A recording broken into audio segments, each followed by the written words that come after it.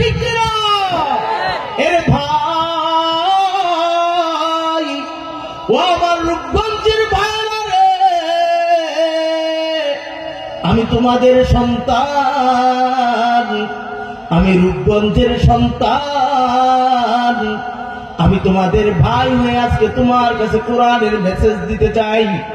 এ যুবক, তুমি যদি কোরআনকে 1 নাম্বার প্রশ্ন করো, এ কোরআন আমার কি কোনো বাঁচার উপায় আছে? কোরআন বলে না না না,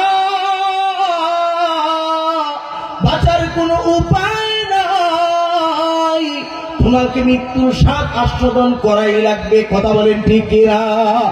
এর ভাই, আপনি যদি কোরআনকে 2 নাম্বার প্রশ্ন করেন, কোরআন, আরে আমি যদি মৃত্যুর ভয়ে দুনিয়ার জমিনটা ছেড়ে দিয়ে ওই চন্দ্রের দেশে গিয়া চাঁদের দেশে গিয়া বাড়ি বানাই, আমি যদি মৃত্যুর ভয়ে, আরে আমি যদি মঙ্গল গ্রহে গিয়ে আমার বাড়ি বানাই, আমি যদি মৃত্যুর ভয়ে, আমি যদি ওই এরকম হিমালয় পাহাড়ের চূড়ায় গিয়ে বাড়ি বানাই, আমি যদি মৃত্যুর ভয়ে সমতল জমিন স্থল ভাগ ছেড়ে দিয়ে আটলান্টিক মহাসাগরের তলে গিয়ে বাড়ি বানাই, আরে কোরআন তুমি আমাকে বলে দাও, মৃত্যু কি আমাকে ধরতে পারবে? মৃত্যু কি আমার পর্যন্ত পৌঁছবে? আপনার 2 নাম্বার প্রশ্নের জবাবটা আল্লাহর কোরআন সুন্দর করে দিয়ে বলে, আইনামা তাকুনু ইউদরিকুমুল মাউত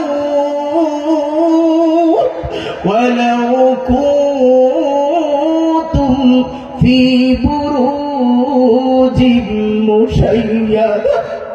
আমার রব বলে, বান্দারে শোন, আইনামা তাকুনু, আইনামা তাকুনু, বান্দারে তুমি যেখানেই অবস্থান করো, বান্দারে তুমি যেখানেই থাকো না কেন, যে অবস্থাতেই তুমি থাকো না কেন, চাই তুমি চাঁদের দেশে থাকো, চাই তুমি মঙ্গল গ্রহে থাকো, চাই তুমি আটলান্টিক মহাসাগরের তলে দেশে থাকো, চাই তুমি হিমালয়ের চূড়ার ভিতরে বাড়ি বানাও, নারী বান্দা না, বাঁচার কোনো উপায় নাই, মৃত্যু তোমার কাছে পৌঁছে যাবে। কথা বলেন ঠিক কিনা? ওয়ালাউ কুনতুম ফি বুরুজিম মুশাইয়াদা। এ বান্দা শোন শোন শোন, তোমার মা বাবা যদি তোমারে একটা সীসা ডালা প্রাচীরের ভিতরে, লোহার সিন্ধুকের ভিতরে বন্দি করে, আরে মৃত্যু সেখানেও তোমাকে পাকড়াও করবে। কথা বলেন ঠিক কিনা? আরেকম ভাবে তোমাকে সেখানেও এরকম ভাবে ধরে ফেলবে, বাঁচার কোনো উপায় নাই। পৃথিবী আমার আসল ঠিকানা নয়, মরণে কি দিন মুছে দিবি সকল রঙিন পরিচয়। পৃথিবী আমার আসল ঠিকানা নয়। আমার ভাইয়েরা, আল্লাহর কোরআন যেমন সত্য, আপনার প্রতিটা প্রশ্নের জবাব উত্তরগুলো সেমন সত্যভাবেই দিয়ে দেয়। এর ভাই, শুধু তাই নয়, আপনি যদি কোরআনকে প্রশ্ন করেন, কোরআন, আমি তো এরকম বুঝে গেলাম যেখানেই তাকে মৃত্যু আমাকে ধরেই ফেলবে, আমি বুঝলাম, তাহলে আমার একটা প্রশ্ন তোমার কাছে করতে চাই। 3 নাম্বার প্রশ্নটা আমি তোমার কাছে তুলে ধরতে চাই। কোরআন, তাহলে তুমি আমার মৃত্যুর সময়টা একটু বলে দাও। কোরআন, বলো তো আমার মৃত্যুর সময় কখন, আমি কখন মরে যাব? বুঝলাম আমি যেখানেই তাকে আমাকে ধরে ফেলবে মৃত্যু, আমার মৃত্যুর বয়সটা কখন? আমি যখন দাদা হব তারপরে মারা যাব, আর আমি যখন নানা হব তারপরে মারা যাব, আমি যখন বাবা হব তারপরে কি মারা যাব? আমার নির্ধারিত সময়টা কি একটু বলে দাও। আল্লাহর কোরআন আপনার এই প্রশ্নের জবাব, 3 নম্বর প্রশ্নের জবাবটা এবার আল্লাহর কোরআন সুন্দর করে বলে দেয়, বান্দার শোন, ওয়ালিকুল্লি উম্মাতিন আজাল ইযা জাআ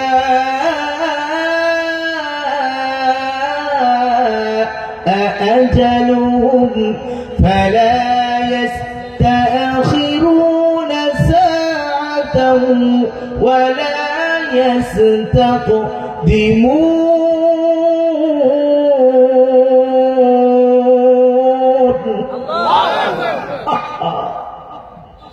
আপনার প্রশ্নের জবাব কোন কোরআন কিভাবে দেয়?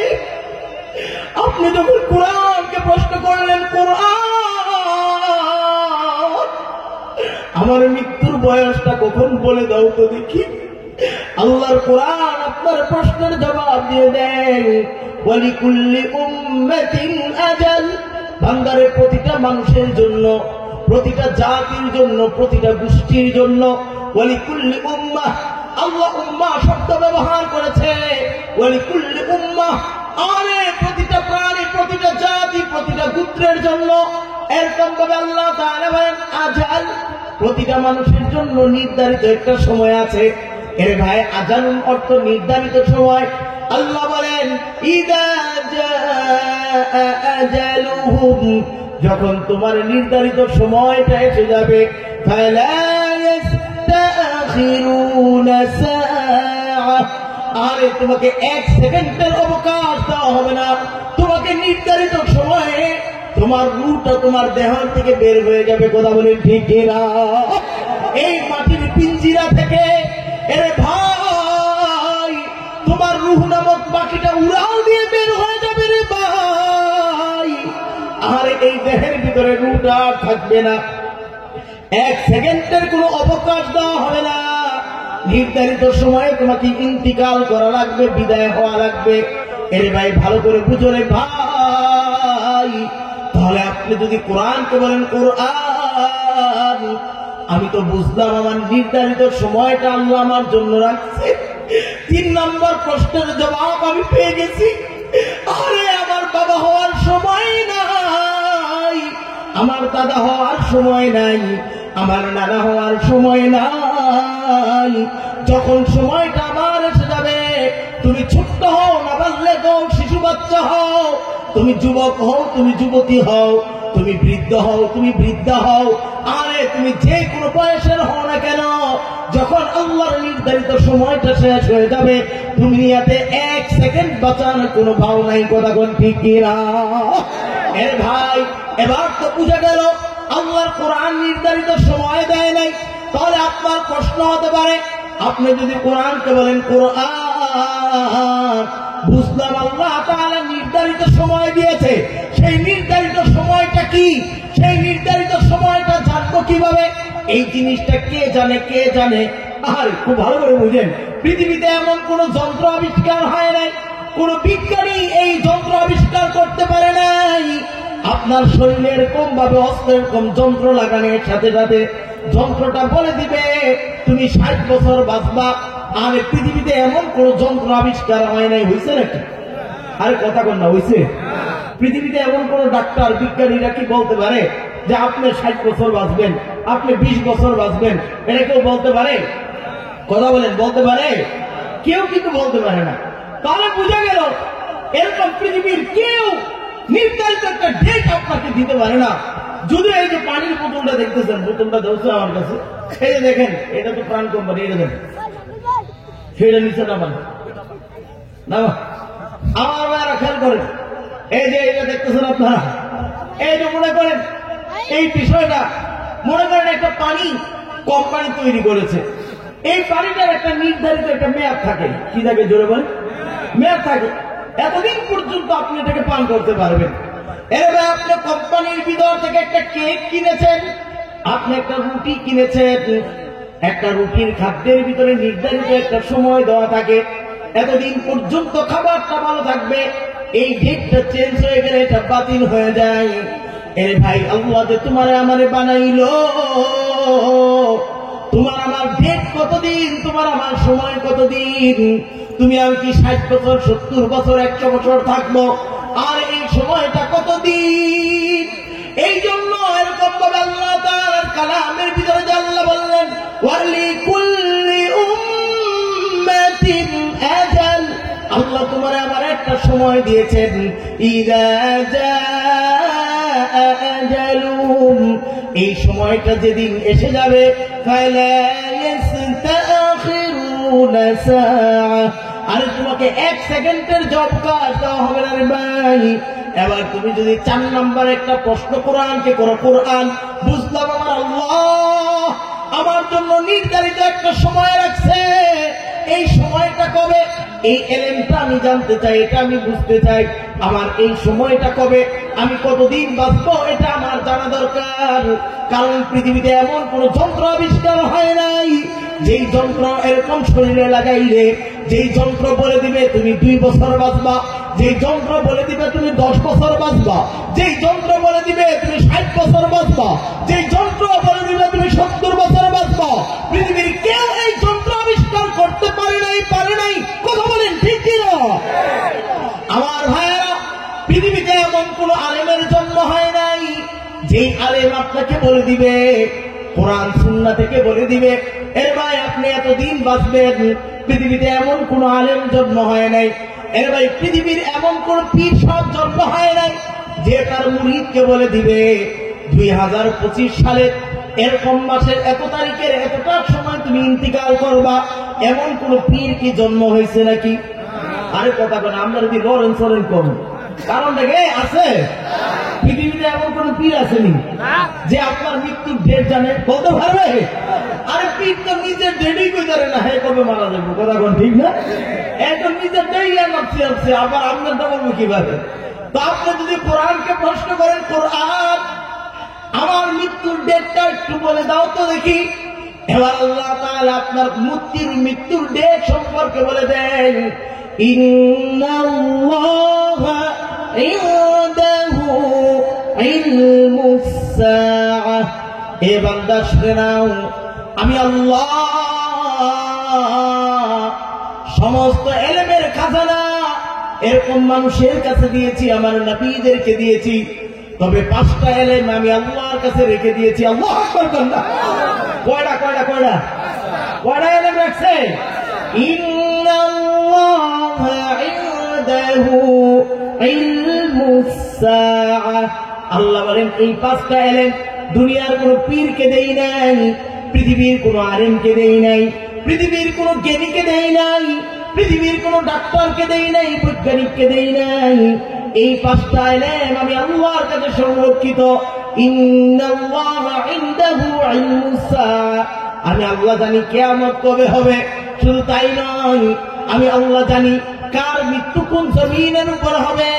3 নাম্বার, আমি আল্লাহ জানি আসমান থেকে বৃষ্টি কখন নাযিল হবে। এবং 4 নাম্বারে আমি আল্লাহ জানি আগামীকাল বান্দা কি খাবার খাবে। তার রিজিক সম্পর্কে বান্দাও বলতে পারে না, তার রিজিক সম্পর্কে আমি আল্লাহ জানি। 5 নম্বরে মায়ের পেটের ভিতরে স্বামী স্ত্রীর সহবাসের পরে 1 ফুটা নাপাক পানি যখন মায়ের রেহেনের ভিতরে ঢুকে যায়, আর এই বীর্যের ফুটা থেকে ছেলে বাচ্চা হবে না মেয়ে বাচ্চা হবে, এই এলেমটাও একমাত্র এই 5টা এলেম আমার আল্লাহর কাছে আছে। এই 5টা ব্যাপারে দুনিয়ার কারো মানুষের ধারণা নাই। আল্লাহু আকবার। আল্লাহু আকবার। আমার ভাইয়েরা, আপনি তো বলবেন যে আল্লাহ আপনি যদি আবার হাসমি সাহেব এত বড় আলেম হয়েছেন, একটু কম না আমার মৃত্যুর ডেটটা কম না।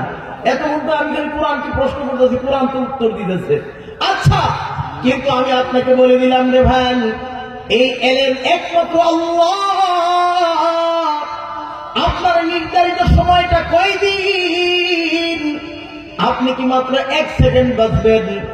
আপনি কি মাত্র 1 মিনিট বাঁচবেন, 1 ঘন্টা বাঁচবেন? নাকি আপনি 1 দিন বাঁচবেন, না 1 সপ্তাহ বাঁচবেন? নাকি আপনি 1 মাস দুনিয়াতে বেঁচে থাকবেন? নাকি আপনি 1 বছর দুনিয়াতে বেঁচে থাকবেন? নাকি আপনি 1 যোগ 12 বছর বেঁচে থাকবেন? নাকি আপনি এরকম ভাবে 100 বছর বেঁচে থাকবেন? এই সম্পূর্ণ এলেমটা একমাত্র কার? দেখছেন লড়ে না কার? আল্লাহ। আল্লাহ। আমার ভাইয়েরা, আল্লাহ তাআলা বলে বান্দা সব তোমার এই মৃত্যুর অবস্থাটা আমি আল্লাহ জানি। তুমি যখন মুমূর্ষ অবস্থায় শুয়ে যাইবা, তুমি কি জানো তোমার সাথে কি আচরণ হবে?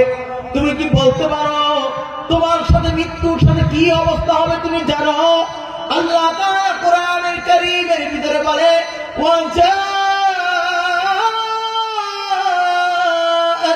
سكرة الموت بالحق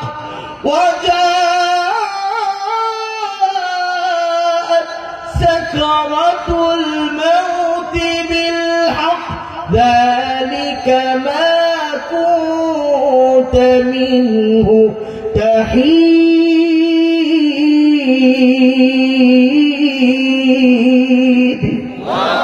আল্লাহর কোরআন আপনাকে বলে বান্দারা শোন মৃত্যুর মুহূর্তে সাকারাতে মউত মৃত্যুর একটা কষ্ট কিন্তু তোর হবে রে বান্দা সাকারাতে মউত থেকে বাঁচার কোনো উপায় না আর সাকারাতে মউত প্রতিটা মানুষের জন্যই হয় আমার নবী সাল্লাল্লাহু আলাইহি ওয়াসাল্লাম সহিহ বুখারীর riwayate আছে আল্লাহর নবী সাল্লাল্লাহু আলাইহি ওয়াসাল্লাম বলেন আর মৃত্যুর সময় মানুষের যে কষ্টটা হয় আর মানুষের যে পানির তৃষ্ণা পায় আর সারা সমুদ্রের পানিও যদি তারে পান করায় দেওয়া হয় আরে ওই মুহূর্তে পানির তৃষ্ণা মিটে না কথা বলেন ঠিক কিনা এর ভাই ভালো করে বুঝে নাও আমার হাবিব কিবরিয়া সাল্লাল্লাহু আলাইহি ওয়াসাল্লাম বলেন এ উম্মতের দল সাকারাতে মউতের জন্য প্রস্তুত হয়ে যাও কারণ আল্লাহ তাআলা কোরআনে বলেছে ওয়াজাআত সাকারাতুল মাউতি বিল হক আরে তুমি আলেম হও তুমি জাহেল হও আরে তুমি পীর হও মুরিদ হও তুমি যে কেউ হও না কেন তুমি শিক্ষিত হও মূর্খ হও সাকারাতে মউত কিন্তু তোমার কাছে আসবে রে ভাই আম্মাদান আয়েশা রাদিয়াল্লাহু তাআলা আনহা থেকে রায় আম্মাদান আয়েশা রাদিয়াল্লাহু তাআলা আনহা বলেন আল্লাহর হাবিব সাল্লাল্লাহু আলাইহি ওয়াসাল্লাম যেদিন দুনিয়া থেকে বিদায় হচ্ছিলেন আল্লাহর হাবিবের মাথাটা আমার কোলের ভিতরে ছিল আমি আল্লাহর হাবিবের মৃত্যুর অবস্থাটা নিজের চোখে দেখতেছিলাম আল্লাহর হাবিবের কপালটা ঘেমে যাচ্ছে নাক দিয়ে ঘাম হচ্ছে আমার নবীর হাতের তালু দুটো ঘেমে ঘেমে যায় আম্মাদান আয়েশা বলেন আমি দেখলাম সাকারাতে মউত আল্লাহর নবীর উপরে যখন মৃত্যুর যন্ত্রণাটা ধীরে ধীরে শুরু হয় আর আমার হাবিব হাত দুইটা বারবার উপরের দিকে তুলতেছিল এভাবে তুলতে তুলতে উপরের দিকে বারবার তোলে আর বলতে থেকে ইয়া রাব্বিয়াল আলা ইয়া রাব্বিয়াল আলা ইয়া রাব্বিয়াল আলা হাতটা খপাস করে মাটির ভিতরে পড়ে যায় আবার আমার নবী বেহুশ হয়ে যায় আর জ্ঞান হারিয়ে ফেলে আবার কিছুক্ষণের ভিতরে আমার নবীর জ্ঞান ফিরে আসে আবার আমার হাবিব আমার আল্লাহ দিকে আসমানের দিকে তাকাইয়া ওই আরশে আজিমের দিকে তাকাইয়া আমার হাবিব হাতটা আবার তুলতে থাকে আর বলে ইয়া রাব্বিয়াল আলা ইয়া রাব্বিয়াল আলা ইয়া রাব্বিয়াল আলা ও আমার রব ও আমার প্রিয়তম আল্লাহ আরে আরে আমার আল্লাহ এরকম ভাবে আম্মাজান আয়েশা বলেন আল্লাহর নবীর হাতটা এত উপরে ওঠে আমি তার বুকুলের তলের সাদা অংশটাও বারবার দেখতেছিলাম আল্লাহর হাবিবের হাতটা আবার এরকম ভাবে আরে এরকম ভাবে বিছানার উপরে পড়ে যায় আমার নবী বেহুশ হয়ে যায় আম্মাজান বলেন মৃত্যুর মুহূর্তে যদি মানুষের কষ্ট দেখতাম মনে মনে ভাবতাম মানুষটা মনে হয় পাপিষ্ট মানুষটা মনে হয় গুনাহগার এই মানুষটা কষ্টের এরকম গুনার কারণে হয়তো বা কষ্ট করে আম্মাজান বলেন যেদিন আল্লাহর নবীর মৃত্যুটা আমার নিজের চোখে দেখলাম আল্লাহর কোরআনের এই আয়াত আমার মনে পড়ে গেল সূরাতুল কফের ভিতরে আল্লাহ বললেন